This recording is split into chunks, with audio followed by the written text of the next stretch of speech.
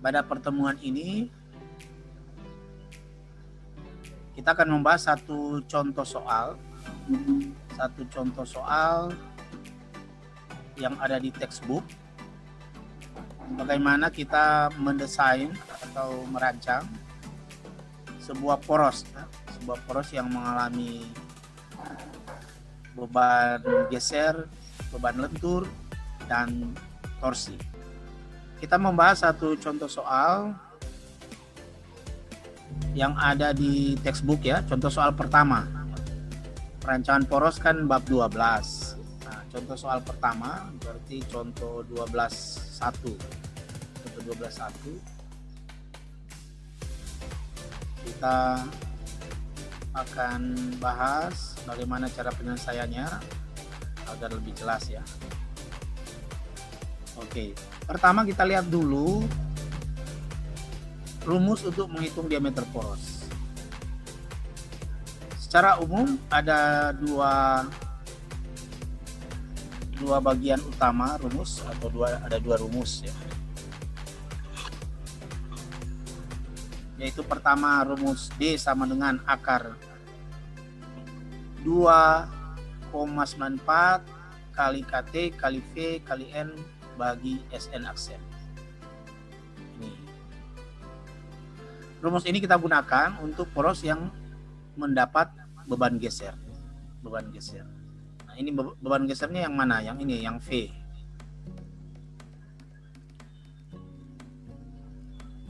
Nah, untuk poros yang mendapat beban lentur dan atau beban puntir, kita menggunakan rumus yang agak lebih panjang ya.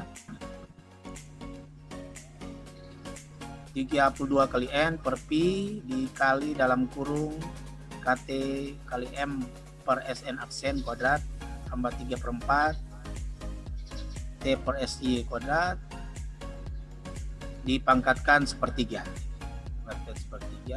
Jadi cukup panjang hitungannya kalau menggunakan rumus yang kedua.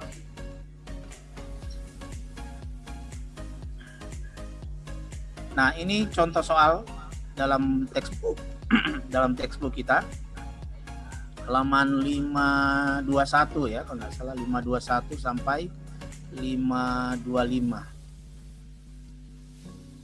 bab 12 ya. Soalnya kira-kira seperti ini ya. Rancanglah poros yang diperlihatkan pada gambar. Jadi ada gambar di sana. Nah, poros tersebut akan dibuat dari bahan SAE 1144 OQT 100 steel. Ini jenis atau nama ya, nama dari bahan. Bahannya kira-kira bahan apa? Anda bisa lihat di sini, di belakangnya tulis steel. Steel artinya baja. Jadi jenis baja ini ya, bahan ini. Kemudian poros tersebut adalah bagian dari sistem blower besar.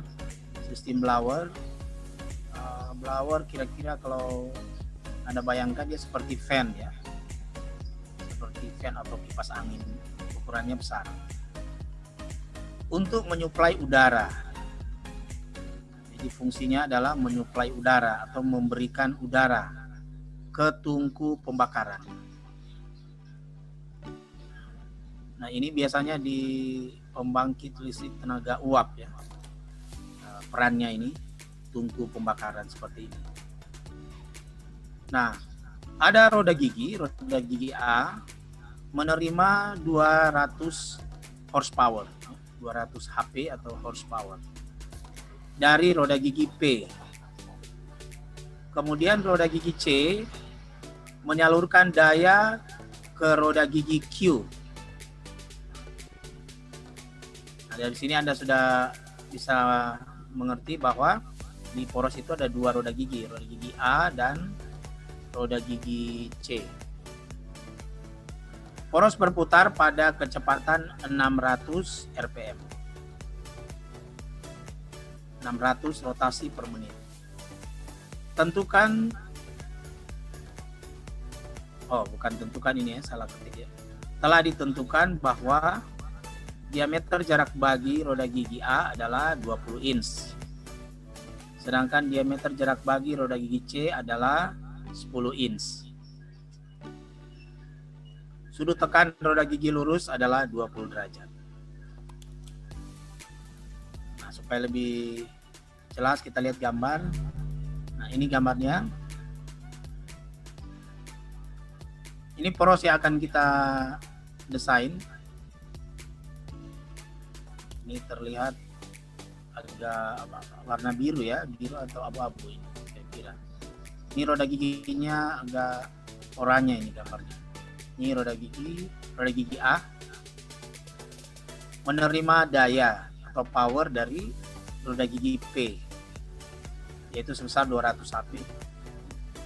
Kemudian roda gigi berikutnya adalah C, menyalurkan ya. Kalau C terbalik ya, kalau roda gigi A menerima power, kalau roda gigi C memberi power ke roda gigi Q, roda gigi pasangannya.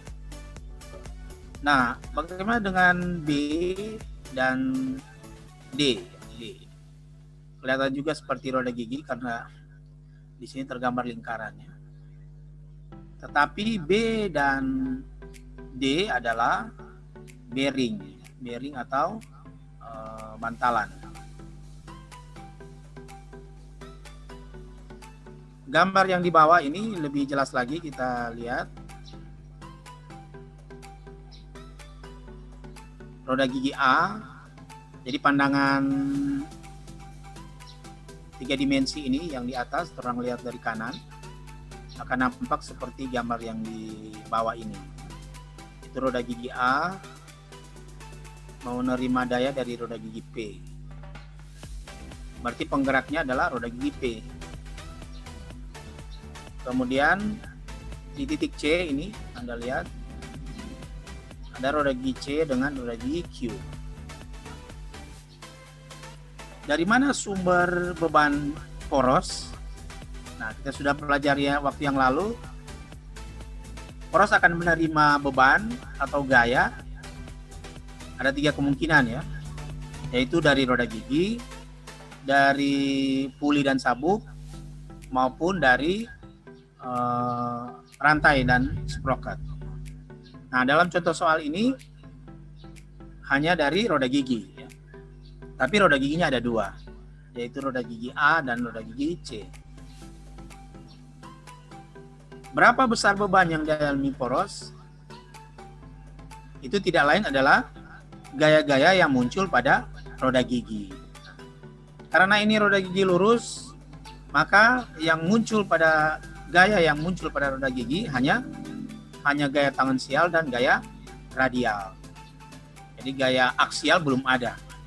Gaya aksial nanti kalau roda gigi miring, roda gigi kerucut maupun roda gigi cacing. Oke. Terlihat di sini.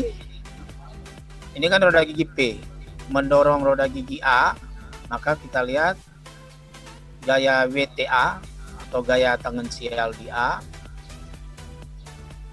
Posisinya adalah ke bawah ya, sesuai dengan arah putaran dari roda gigi P. Sedangkan gaya radial ke kanan. Jadi kalau kita lihat terhadap poros, ini poros A, poros di titik A, maka kedua gaya, yaitu gaya tangensial menekan poros dari atas, sedangkan gaya radial menekan poros dari kiri ke kanan. Nah, bagaimana dengan titik C? Pada titik C, roda gigi C menerima reaksi gaya dari roda gigi Q. Sehingga gaya tangensial yang terjadi adalah ke bawah. Ya.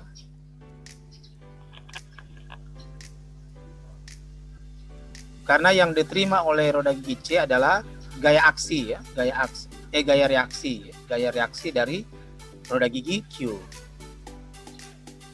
Gaya reaksi dari roda gigi Q. Kalau gaya aksi dari roda gigi C, melihat putarannya, Anda lihat putaran roda gigi C, maka gaya tangensial akan ke atas. Tapi gaya aksi dari roda gigi C ini dirasakan oleh porosnya roda gigi Q. Sedangkan yang kita bahas ini kan porosnya roda gigi C. Jadi yang dirasakan oleh porosnya roda gigi C adalah gaya reaksi dari roda gigi Q. Nah, gaya reaksinya adalah sama besar dengan gaya aksi C tetapi berlawanan arah. Nah, gaya aksi C tadi kan ke atas ya. Gaya tangensialnya ke atas. Berarti gaya reaksi dari Q adalah ke bawah. Itu sebabnya Anda lihat di sini di gambar gaya tangensial posisinya ke bawah. Begitu juga dengan gaya radial ya. Kalau gaya aksi dari C, gaya radialnya ke kanan. Tetapi yang menjadi beban untuk poros C adalah gaya reaksi dari Q. Nah, gaya reaksi dari Q berarti sebaliknya. Dia akan ke kiri. Nah, sekarang kita sudah tahu arah ya, arah dari gaya tangensial maupun gaya radial. Bagaimana dengan nilainya atau besarnya gaya-gaya tersebut? Nilai atau besar gaya-gaya tersebut. Nah, ini ya. Nah, ini. Kita hitung tentunya ya. Kita hitung. Pertama pakai rumus dasar dulu bahwa torsi itu adalah gaya tangensial dikali jari-jari roda gigi. Ini di kuliah yang lalu sudah saya jelaskan ya, rumus dasar ini. Gaya tangensial kali jari-jari adalah torsi. Berarti kalau mau mencari gaya tangensial, kita putar saja ya. Torsi dibagi jari-jari. Jadi torsi dibagi jari-jari. DA per 2, diameter bagi 2 itu tidak lain adalah jari-jari. Sehingga kita akan peroleh 2100 pound ya, gaya tangensial. Kalau gaya radial, gaya tangensial tinggal dikali dengan sudut tekan ya, tangan dari sudut tekan. Jadi gaya tangensial tadi kan 2100 dikali tangan 20 derajat karena sudut tekan 20 derajat. Maka diperoleh 764 pound. Kira-kira seperti itu, sama dengan pada titik C maupun pada gaya tangensial titik C maupun gaya radial titik C. Jadi kita hitung. Oke, saya balik lagi ya. Nah, untuk memperjelas apa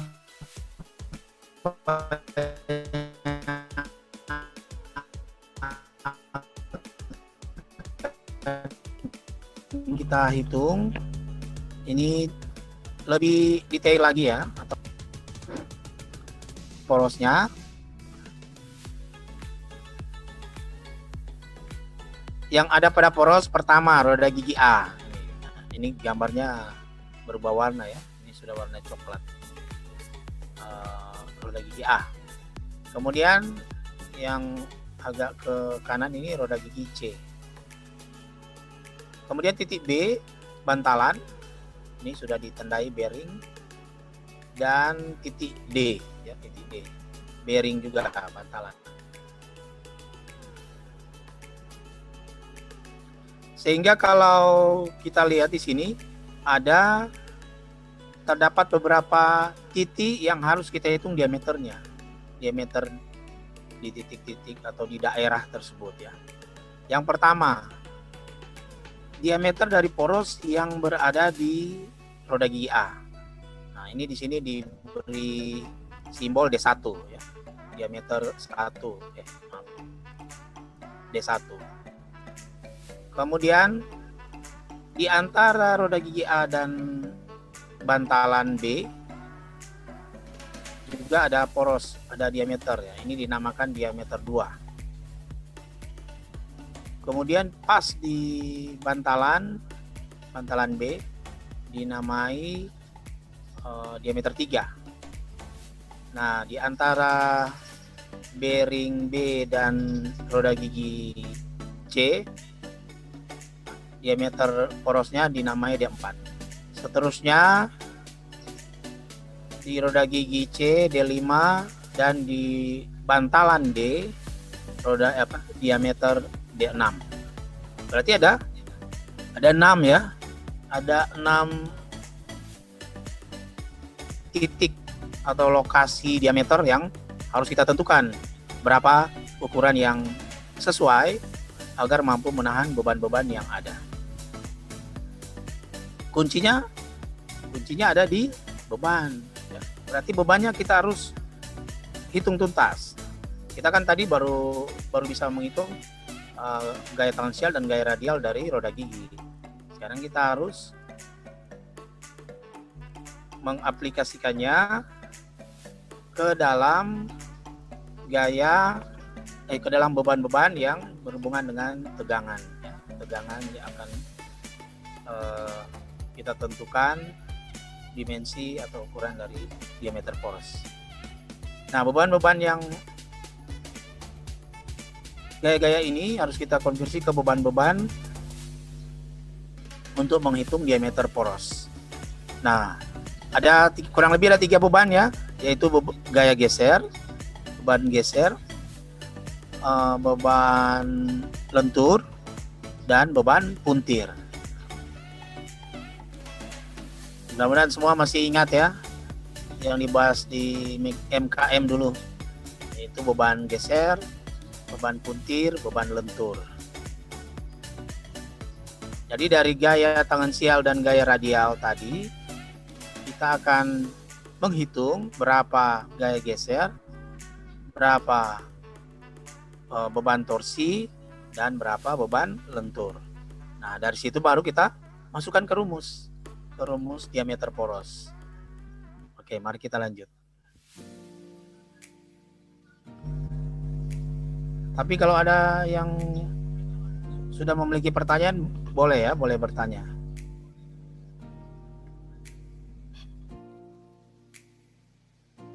Nah, pertama kita hitung dulu beban torsi. Karena beban torsi bisa langsung dihitung.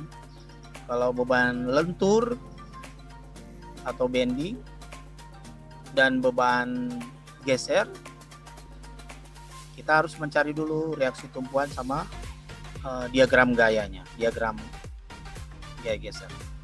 Jadi pertama kita hitung torsi dulu karena dia langsung bisa kita hitung. Ini rumus torsi, yaitu 63.000 dikali daya dibagi kecepatan rotasi. Kecepatan rotasi ini satuannya RPM, rotasi per menit. Nah, ini jadi rumus dasarnya seperti ini, yaitu torsi adalah power, daya dibagi kecepatan rotasi. Tapi mengapa ini ada 63.000? Padahal rumus dasarnya ada 63.000. Nah, sebenarnya ada penurunan rumus di sini karena kita akan merubah satuannya. Kan RPM rotasi per menit, satuannya menit. Sedangkan power, horsepower atau watt, satuan waktunya detik. Jadi ada perbedaan di situ. Kalau kemudian juga di satuan panjang ya. Kalau horsepower HP menggunakan feet, ya. Satuan panjang feet. Kalau di perhitungan torsi ini menggunakan satuan panjang inch. Nah, jadi karena ada beberapa perbedaan satuan, begitu dikonversi, dicocokkan, maka muncullah bilangan 63.000. 63.000 ya.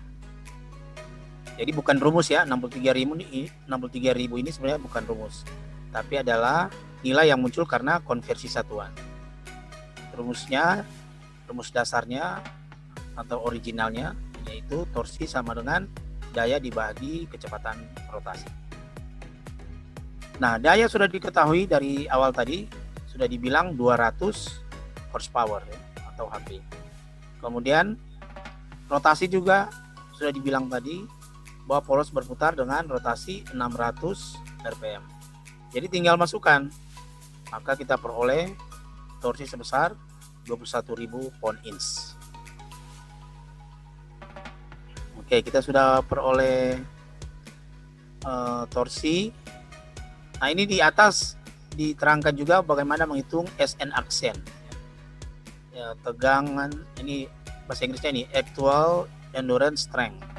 Bahasa Indonesianya kira-kira tegangan lelah, ya, tegangan lelah aktual, tegangan fatigue aktual. Ini nanti ada di rumus, karena beban puntir dan beban lentur ya di rumus yang kedua. Jadi di depan sini sudah dihitung dulu nilainya agar sebentar nanti bisa langsung digunakan.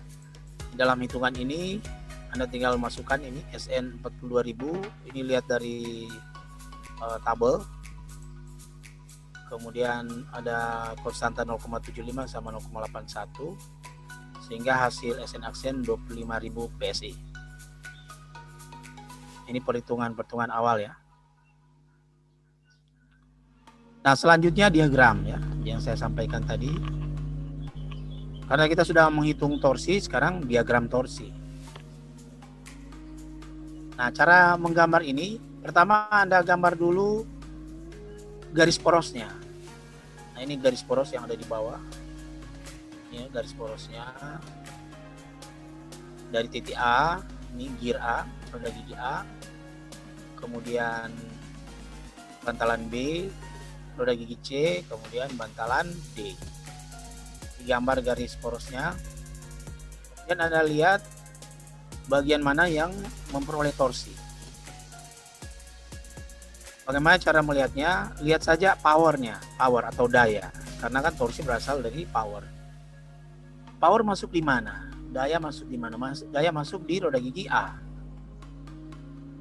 Kemudian dari roda gigi A ini, dayanya menjalar ke bagian poros, ke kanan, sampai di C, daya tersebut disalurkan ke roda gigi Q, pasangan dari roda gigi C.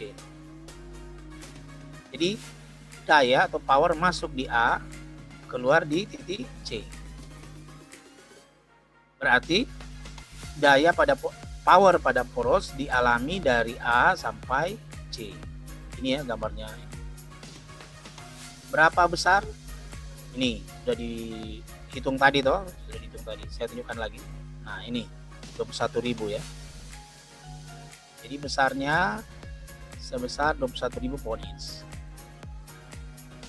Ini ada keterangannya in, ada panah, kemudian out ya, keluar. Dengan demikian, dari titik C sampai titik D, bagaimana?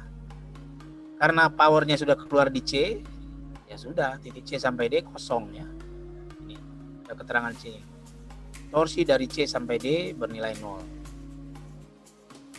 Jadi enak ini, yang bagian C sampai D, porosnya di C sampai D tidak mengalami torsi ya, atau tidak mengalami power, daya. Nah, dari sini Anda sudah lihat bahwa ternyata tiap titik bebannya berbeda. Nah, itu sebabnya nilai diameternya juga akan berbeda. Nah, selanjutnya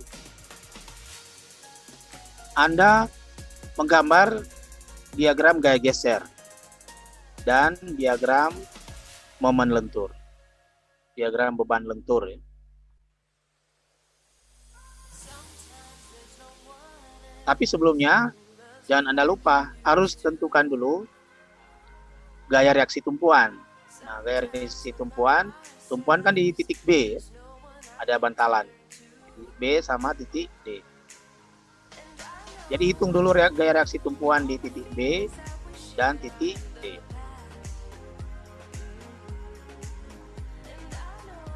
Tapi kan di titik B ini ada dua gaya. Misalnya kita lihat titik A. Titik A kan ada dua gaya di sini. Ada dua beban, yaitu Itu gaya radial dan gaya tangan sial. Nah, itu artinya kita harus pecah dua. Saya balik lagi ke gambar ya. Nah, ini gambar 3 dimensi. Anda lihat. Ini gaya radial. Kemudian ini ada gaya tangensial. Begitu juga di titik C. Gaya tangensial ke bawah, gaya radial ke kiri. Anda lihat, kedua gaya ini bekerja pada bidang yang berbeda.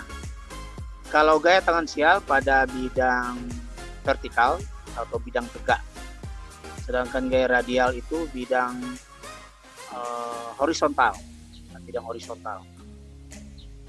atau bidang bawah. Bagaimana cara membedakannya? Kalau bidang vertikal, itu artinya Anda melihat sistem ini atau konstruksi ini dari depan. Orang lihat dari depan sini. Maka yang akan terlihat adalah gaya tangensial A dan gaya tangensial T. Sedangkan gaya radial kan tidak terlihat kalau orang lihat dari depan, dari bagian depan konstruksi ini. Terus yang gaya radial di A dan di C hanya kelihatan titik toh. Kalau orang lihat dari depan hanya akan kelihatan dia titik, tidak kelihatan garisnya. Itu namanya bidang vertikal. Kalau bidang horizontal gampangnya Anda lihat saja konstruksi ini dari atas ya, lihat dari atas. Kalau Anda lihat dari atas, lihat ke bawah, maka yang akan kelihatan adalah gaya radial, ya. Gaya radial A dan gaya radial C. Sedangkan gaya tangensial tidak kelihatan toh kalau lihat dari atas, dia hanya kelihatan titik gitu, hanya sebuah titik.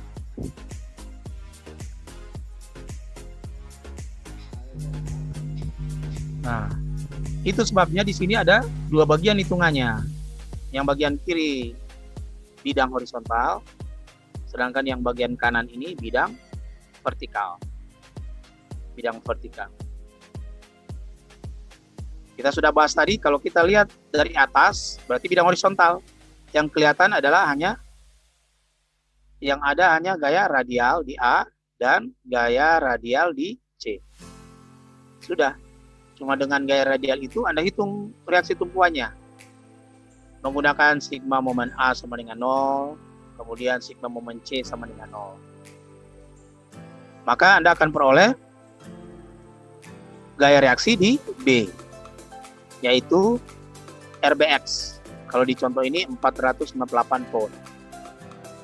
Kemudian Anda akan juga peroleh gaya reaksi di D, RDX, yaitu sebesar 1223 pound. Mengapa pakai X? Maksudnya ada posisinya ini di sumbu X. Dibedakan saja supaya mudah ya. Jadi yang horizontal pakai X, yang vertikal pakai sumbu Y. Nah, ini di yang vertikal. Kalau bidang vertikal kan lihat dari depan, dari samping. Berarti yang kelihatan hanya gaya tangensial. Gaya tangensial A, gaya tangensial C. Nah, dengan dua beban itu Anda hitung reaksi tumpuan di B, RBY, Anda akan peroleh 4.620. Kemudian RDY diperoleh 1.680 pound.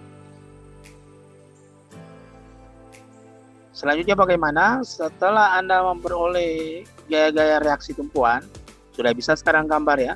Gambar diagram gaya geser dan diagram momen lentur. Bagaimana caranya? Ya, saya ingatkan lagi ya. Pasti sebagian dari kita juga sudah masih mengingat ya. Misalnya ini gaya geser ya. Bagaimana cara mendapatkan gaya geser dari A sampai B bernilai 764 arah ke bawah negatif. Pakai tinjau kiri. Ini ingat dulu ya, tinjau kiri atau pandang kiri. Nah, kita akan menggambar atau mencari nilai gaya geser dari A sampai B. Berarti posisi Anda, mata Anda ada di bagian A sampai B, kira-kira di tengah AB lah, lihat. Kemudian dari tengah AB Anda lihat ke kiri. Nah, di kiri cuma ada satu gaya, yaitu WRA 764. Bukan dikalikan. Karena gaya jadi langsung ditulis. Jadi cuma ada satu gaya WRA sebesar 764. Arahnya ke bawah. Jadi Anda tulis gaya geser ke bawah sebesar 764. Kalau pada posisi B dan C, B sampai C, nah Anda berada di antara B dan C, kemudian lihat ke kiri. Maka di kiri ada dua gaya, yaitu WRA 764 dan RBX 458. Jadi nilai gaya geser antara B dan C 764 negatif ditambah 458. Hasilnya adalah negatif 306.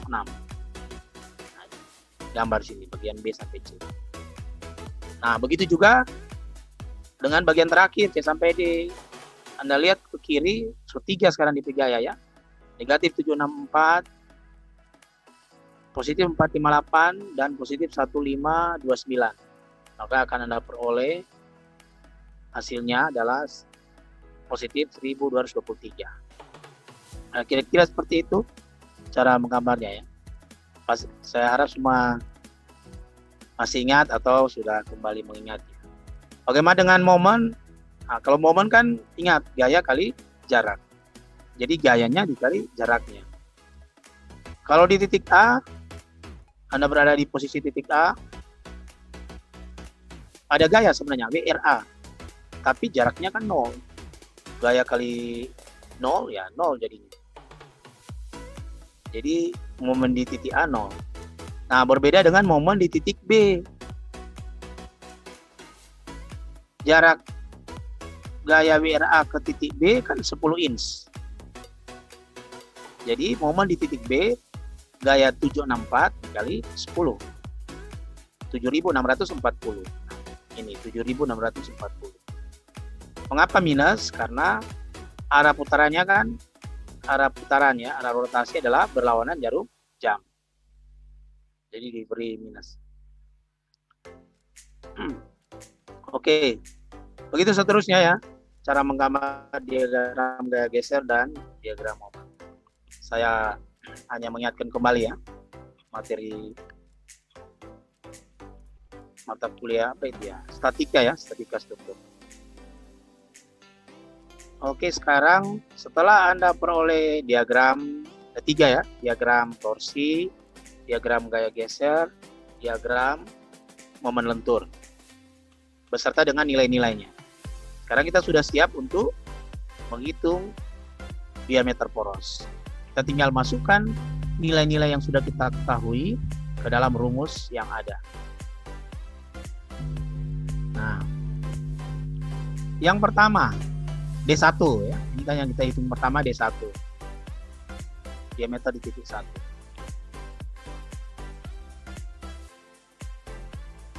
Rumus mana yang akan kita gunakan? Pertama Anda harus bisa memilih ya. Rumus kalau dinamakan berarti apa ya? Rumus 1 atau rumus 2 atau rumus pendek atau rumus panjang.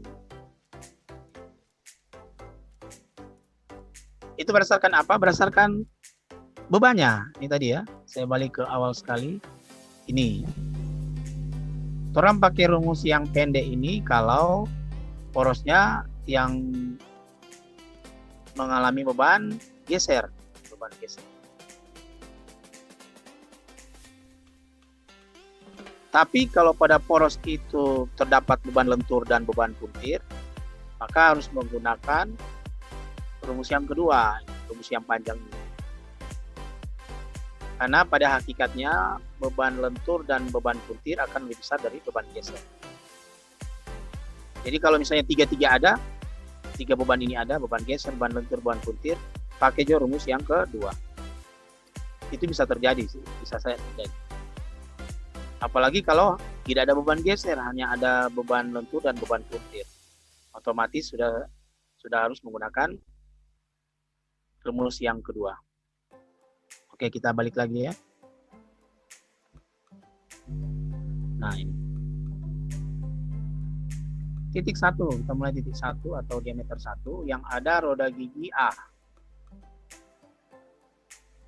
Kita lihat diagramnya. Torsi. Apakah di titik A ada torsi? Ada ya, ini diagram tadi kita sudah gambar.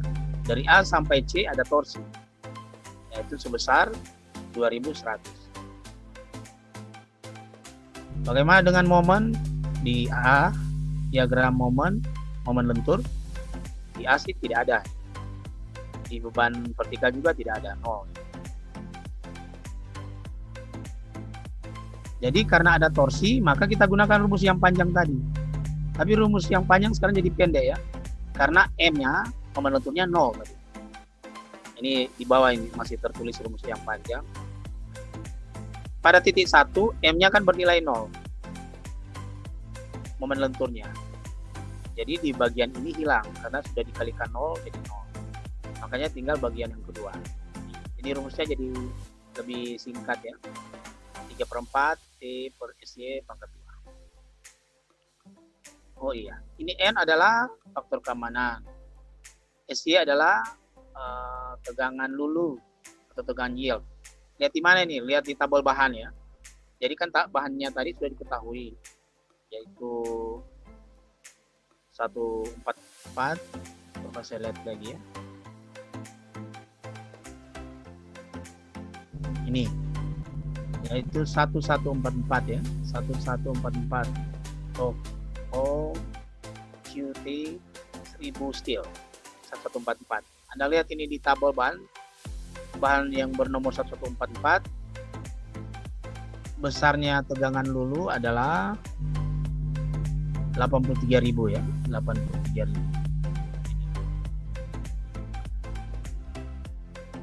Nah, untuk torsi sudah dihitung tadi toh di muka 21.000. Jadi tinggal masukkan angka-angka, maka diperoleh diameter 1 1,65 inch. Anda harus ingat juga satu hal, bahwa hasil diameter, hasil hitungan ini, hasil rumus ini adalah diameter minimum. Diameter paling kecil dong, diameter minimal. Jadi titik 1 minimumnya menggunakan 1,65 inch. Oke. Sekarang kita lihat titik 2. Ini titik 2 ya. Di gambar Anda lihat berada di antara roda gigi A dan bearing B, bantalan B.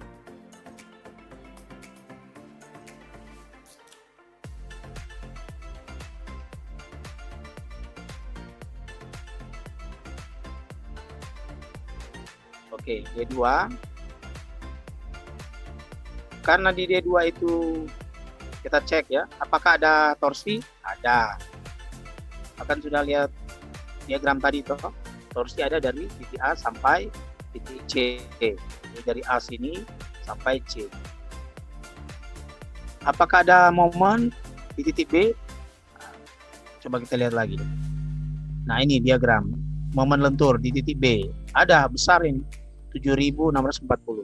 Malah bagian bidang vertikal juga lebih besar, 21.000.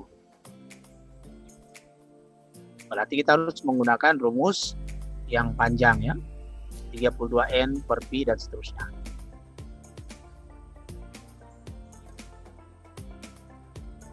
Tapi Anda harus ingat, untuk momen lentur ada dua bidang toh, bidang horizontal dan bidang vertikal.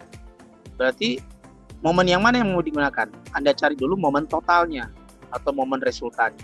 Caranya menggunakan rumus Pythagoras ya.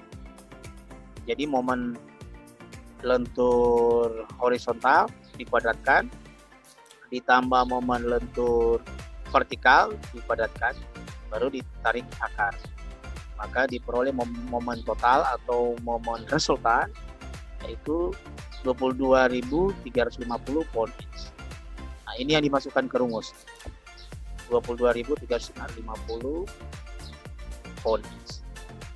Kalau torsi, ya torsi tidak dipengaruhi oleh bidang horizontal maupun vertikal ya, dia cuma satu. Jadi langsung di input 21.000. Nah, ini tadi yang SN aksen ya. SN aksen yang tadi hitungannya saya jelaskan, langsung Anda input 25.500.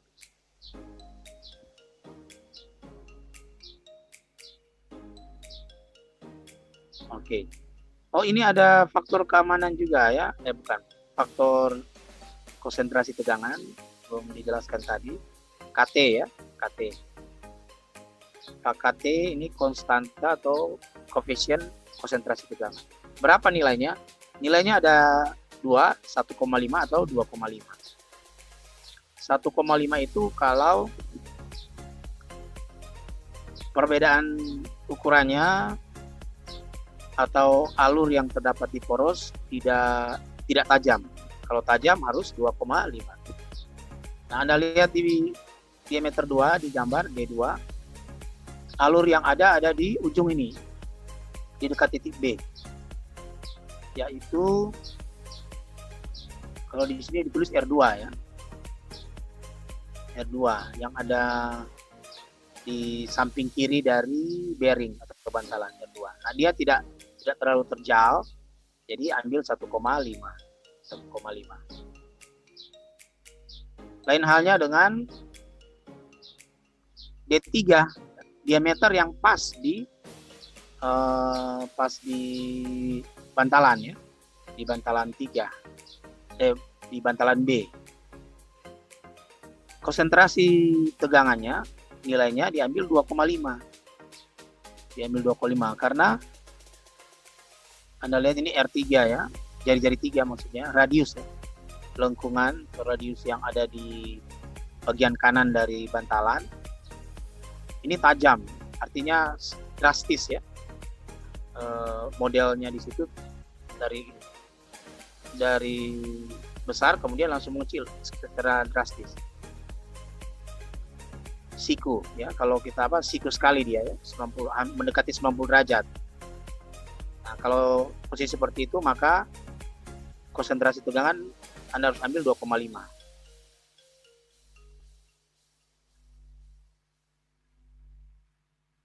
Kemudian di substitusi sama ya, sama dengan titik 2, hanya berbeda di konsentrasi koefisien dari konsentrasi tegangan.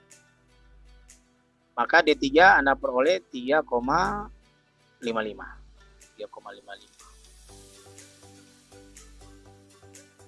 Kita lanjut karena masih ada D4 sama D5 dan D6. Nah, untuk D5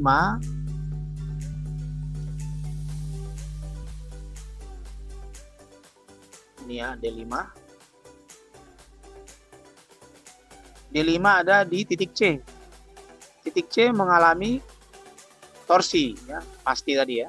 Dari A sampai C kan mengalami torsi. Kemudian mengalami lentur juga, momen lentur. Jadi harus menggunakan rumus yang panjang tadi. Anda masukkan situ momen lenturnya. Pertama cari dulu momen lentur total atau resultan.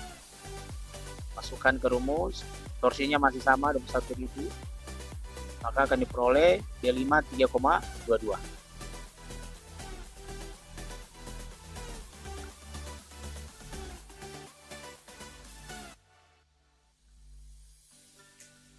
Oke, sekarang kita lihat D6.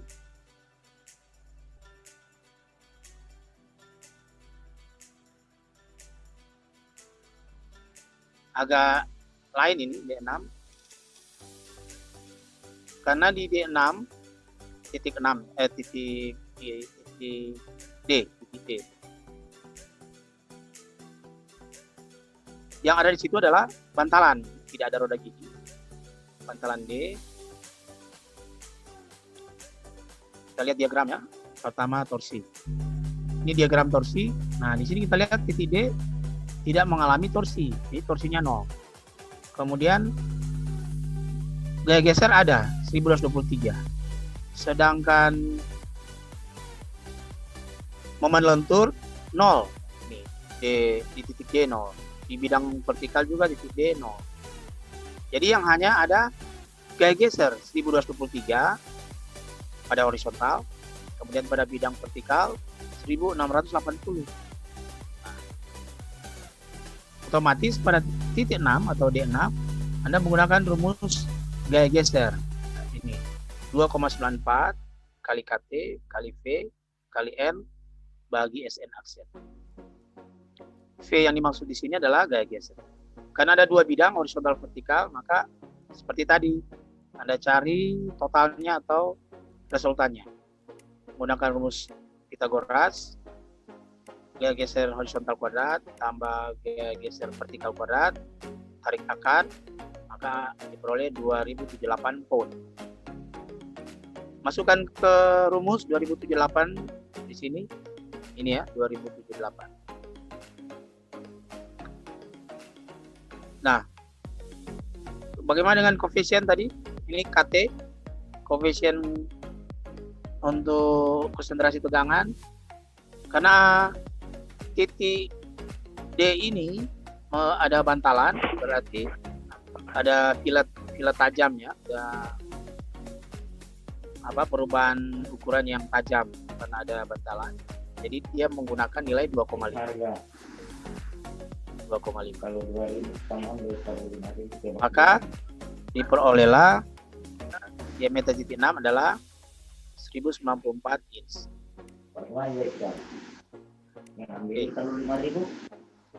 Jadi D1, D2, D3, D5, D6. Ini yang belum dihitung D4 ya. D4 belum dihitung. Ini posisi D4. D4 tidak dihitung, tapi dia ditentukan ya berdasarkan D3 dan D5. Mari kita lihat penyelesaian berikutnya. Jadi yang paling akhir Anda harus membuat kesimpulannya dalam bentuk tabel ya, supaya gampang. Sebenarnya tidak perlu tabel juga, tapi supaya gampang, sederhana dan bisa tercover dengan sederhana, maka kita buat tabel. Nah, kolom pertama itu di tabel Anda tulis netting part. Maksudnya di sini komponen atau elemen yang berada pada poros. Jadi kalau dari kiri ke kanan tuh, dari kiri ke kanan tadi Anda lihat, pertama ada roda gigi A. Kemudian di roda gigi A diameternya D1. Kemudian yang di diameter D2 ini tulis nothing, artinya kosong, artinya tidak ada komponen di sana. Mungkin supaya memastikan lihat gambar. Nah, ini ya. Jadi kan di D1 ada roda gigi. Di D2 kosong, tidak ada komponen. D3 ada bearing, bantalan. D4 kosong, tidak ada komponen. D5 ada, yaitu roda gigi C. Kemudian D6 ada, yaitu bantalan D. Nah, itu semua ditulis di tabel. Saya balik ke tabel. Ini ya, jadi dari kiri ke kanan roda gigi,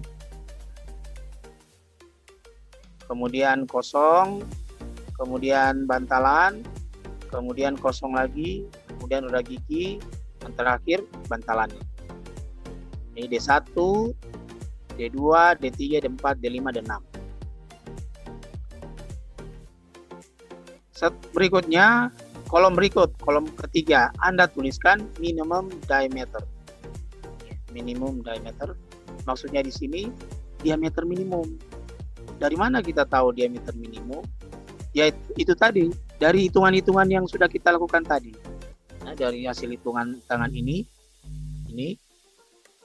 Maka kita tulis di sini. Jadi D1 diperoleh 1,65.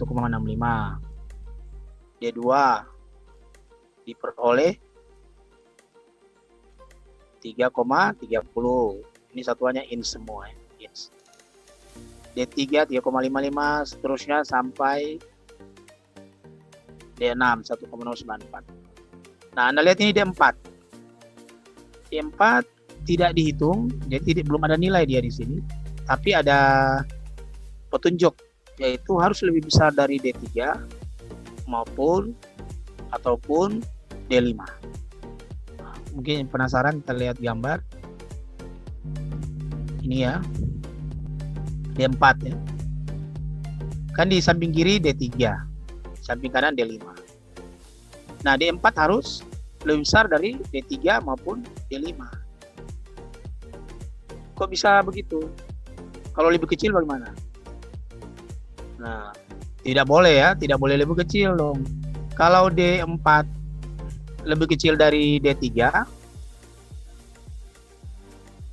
nanti bearingnya, bantalan yang di B akan berubah posisinya ya. Pada waktu beroperasi dia akan bergerak ke kanan. Karena kan tidak ada penahan ya kalau D4-nya lebih kecil dari D3. Begitu juga kalau D4 lebih kecil dari D5, maka roda gigi C akan tergeser ya, akan tergeser ke. Nah, jadi D4 itu harus lebih besar dari D3 maupun D5 agar bantalan dan roda gigi C tidak bergerak ya, tidak bergeser. Itu dasar pemikirannya. Oh, apa yang udah buka mic tutup dulu itu. Ini tuh ada mobil ada. Ada minyak telon kan? Ada minyak telon. Oke. Oh, masih belum dapat mati ya mic. Siapa ini? Coba cek. Brandingnya.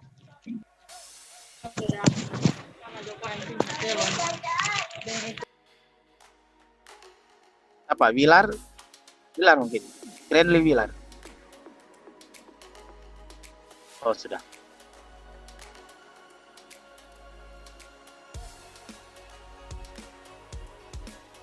Oke, selanjutnya. Jadi kita tentukan atau tuliskan diameter nilai-nilai di sini berdasarkan hasil hitungan. Untuk D4, yang penting lebih besar dari D3 maupun D5. Yang penting lebih besar. Agar bisa menahan tadi ya, menahan komponen bantalan maupun roda gigi agar tidak bergeser. Kemudian kolom terakhir. Nah, ini yang paling menentukan ya. Kolom terakhir ini specify diameter atau bisa juga disebut rekomendasi ya, diameter rekomendasi atau diameter yang ditetapkan.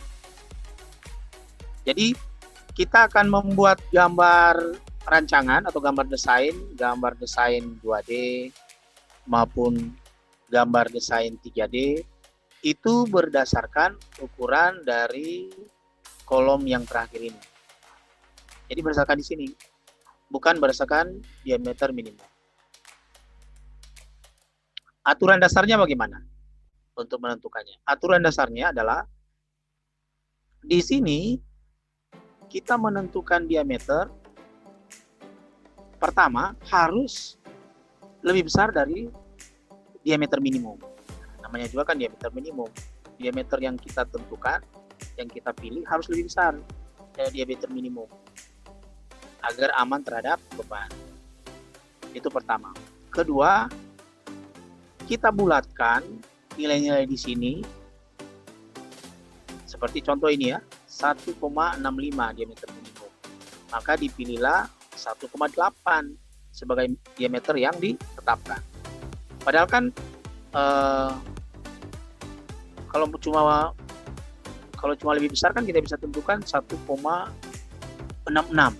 1,66 juga lebih besar dari 1,65. Tapi kita berusaha membuat dia bulat, maksudnya nilainya lebih ke arah kita hindari desimal ya, desimal yang berlebihan. Kalau ini kan desimalnya sampai 2 ya, 1,65, 2 desimal. Nah, kita buat pertama 1,8 lebih besar dari 1,65, kedua desimalnya kan tinggal 1, tinggal 1,8 ya, desimalnya tinggal 1. Mengapa kita memperhatikan ini? Mungkin di antara kalian sudah praktik ya,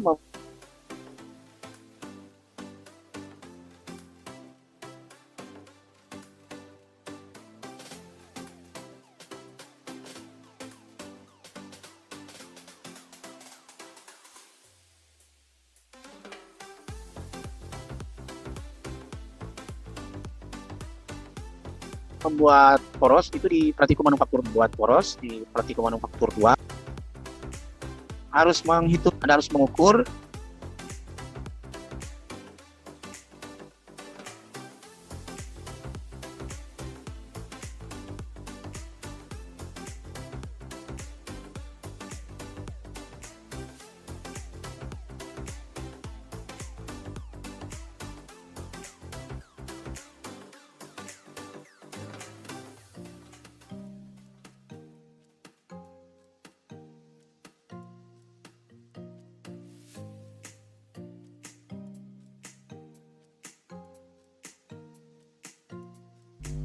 tes. Ya sudah. Ada tadi sempat keluar ya, jaringan kurang bagus.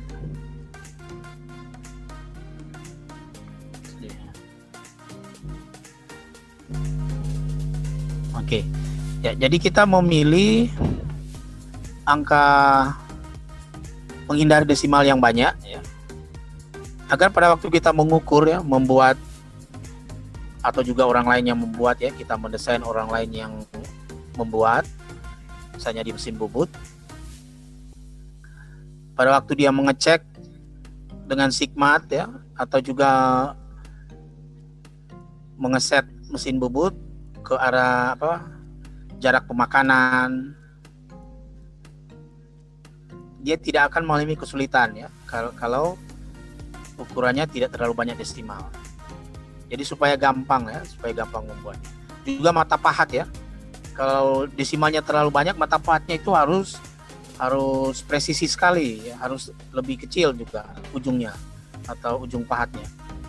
Tapi kalau desimalnya sedikit, maka mata pahat yang kita gunakan juga tidak perlu mata pahat khusus ya. Jadi mempermudah dalam pembuatan. Nah, itu intinya ya. Kita mengambil ukuran yang mempermudah dalam pembuatan. Oke. Selanjutnya D2. Ini kan 3,30 inch ya. Sebenarnya ini sudah bagus, sudah angkanya desimalnya tidak terlalu banyak. Tapi kita ambil sedikit lebih besar ya untuk memperhitungkan faktor lain ya. Faktor X sehingga lebih aman ya. Jadi diambil 3,4. Selanjutnya D3. D3 dapat 3,55. Loh, ini malah dipilih menjadi dari desimalnya 2 malah jadi desimal 4 ini ya. 3,7402 inch. Ya, tapi dalam milimeternya 95 inch. Bulat ya dalam milimeter. Tapi mengapa dia memilih seperti ini? Anda lihat di D3 ini ada bearing, ada bantalan. Karena ada bearing, ada bantalan, maka nilai D3 harus kita sesuaikan dengan ukuran atau lubang ya, lubang diameter lah, diameter atau lubangnya bantalan, ya toh. Kalau poros di bantalan itu lebih besar dari diameter dalam bantalan atau lubang bantalan, bantalannya nggak bisa masuk. Bagaimana poros lebih besar dari bantalan? Nggak bisa masuk bantalannya. Kalau sebaliknya, bantalan lubangnya lebih besar dari diameter poros bisa, tidak bisa juga, longgar nanti.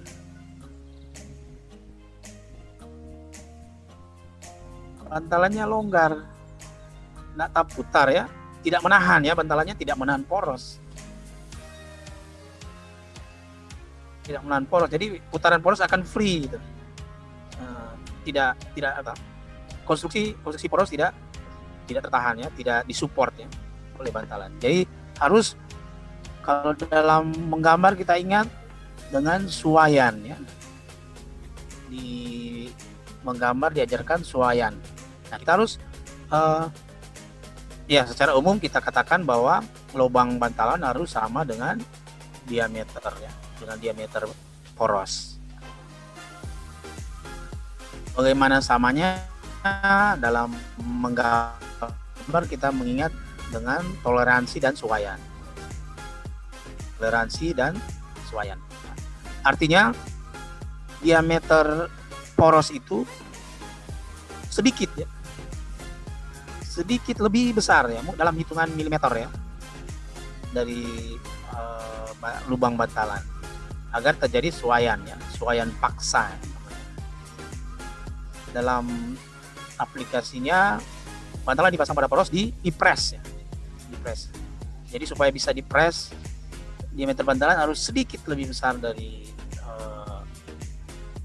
lubang bantalan.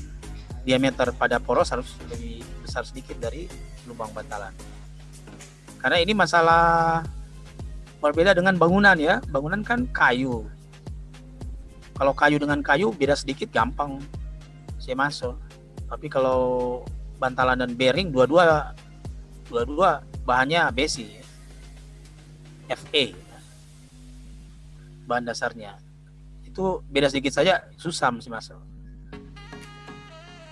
Jadi bagaimana kesimpulannya? Kita harus memilih diameter D3 ini di posisi D3 berdasarkan ukuran dari bantalan. Ukuran bantalan sudah ada standarnya. Jadi kita tidak sembarang menentukan ukuran bantalan. Ada standarnya. Itu dijelaskan gimana ya? Kayaknya sudah di itu ya. Halaman mesin 1 harusnya ya, perancangan bantalan. Nah, mudah-mudahan sudah dijelaskan ya oleh Merkeni. Jadi ada yang namanya tabel bantalan ya. Nah, ini tabelnya ya, saya kutip di bab 14. Jadi ada di textbook. Anda bisa cari itu di bab 14. Anda pilih di sini ukuran bantalan yang sesuai untuk diameter D3 tadi. Nah, kita lihat dulu diameter D3. Diameter D3 minimalnya adalah 3,55 inch. 3,55 inch. Jadi Anda lihat tabel bantalan. Yang mana yang lubang bantalan? Nah, ini lihat gambar kanan nih. Lubang bantalan ini yang D kecil ya. Ini, di gambarnya D kecil. Kalau D besar itu tinggi keseluruhan bantalan. Diameter seluruh ya, diameter permukaan, diameter luar ya. Sedangkan diameter dalam yang di lubang itu D kecil. Yang mana dia? Yang ini ya, di kolom kedua ini. Ada dua ukuran, ada dua satuan maksudnya, milimeter dan inch. Jadi berapa ya? 3,55 inch. Jadi Anda turun di sini inch, pakai ukuran inch 3,55. Mana yang 3,55? Nah, ini ada 3,5433. 3,55 tidak ada ya, yang paling dekat 3,54. 3,55 tidak ada. Tapi walaupun dia dekat, nilai 3,54 masih di bawah nilai diameter minimum. Kan diameter minimum tadi 3,55. Jadi tidak boleh ya, walaupun dekat sekali, karena dia kurang, dia harus lebih di atas. Nah, jadi dipilihlah yang kedua, yaitu 3,7. 3,7402 kalau dalam satuan milimeter adalah 95.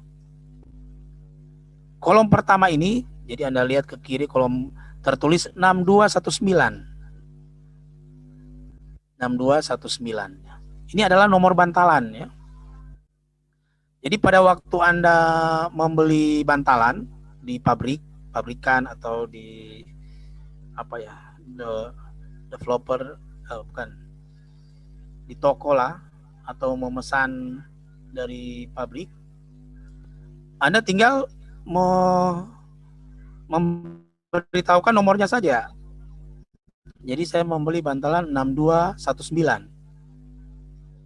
Tidak perlu mengatakan ukurannya, bahwa ukurannya 95 mm atau 3,7402 inch. Tidak perlu ya. Karena ukuran ini adalah standar ya, standar bantalan. Dimanapun di seluruh dunia namanya bantalan 6219, pasti ukurannya 95 mm. Kalau tidak, berarti pabriknya yang salah. Membuat bantalan tidak sesuai standar. Oke. Maka di sini Anda lihat mengapa tertulis 95 mm ya, 3,7402. Oke, sekarang D4. D4 yang penting lebih besar dari D3 dan D5. D3 ini ya, 3,7402. D5 ini 4 inch, 40. 3,9 kemudian dibulatkan 4 inch. Berarti kan dia bisa memilih D4. Nah, ini dipilih 4,4, boleh. Apakah boleh lain? Boleh. Anda bisa pilih 4,5 atau bisa juga lebih kecil 4,3. Yang penting kan masih lebih besar dari 4 dan 3,7. Gitu. Tapi Anda tidak bisa beli 4,1. Walaupun 4,1 betul lebih besar dari 4 dan lebih besar dari 3,7, tapi Anda tidak bisa pilih 4,1. Kenapa? Nanti cuma beda 1 ini. 4,0 dan 4,1 cuma beda 1 inch. 1 inch perbedaan diameternya. Kalau cuma beda 1 inch kan 1 inch masih kurang itu. Pada saat beroperasi kan banyak getaran-getaran, banyak goyangan-goyangan.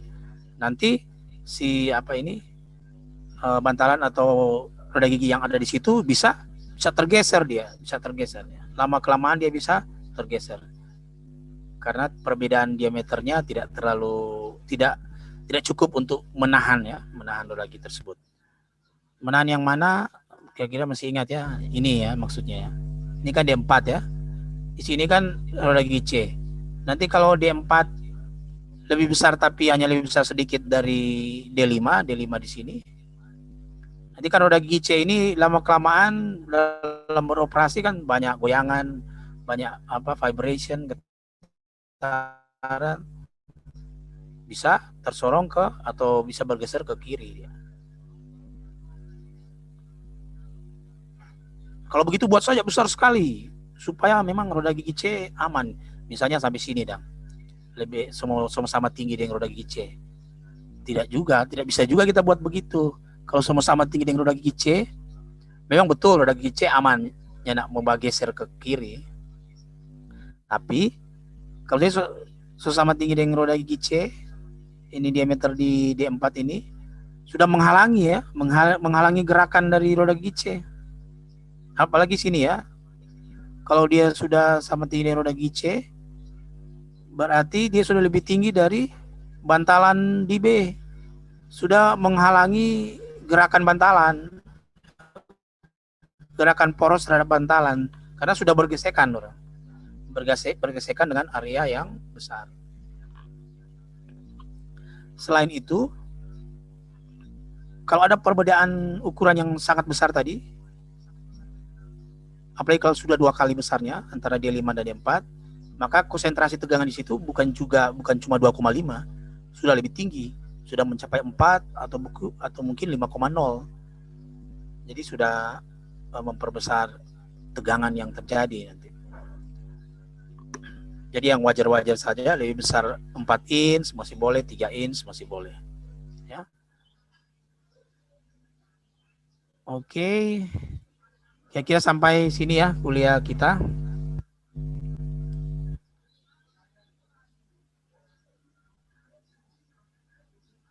Kita sudah belajar cara menentukan diameter di setiap titik yang ada pada poros.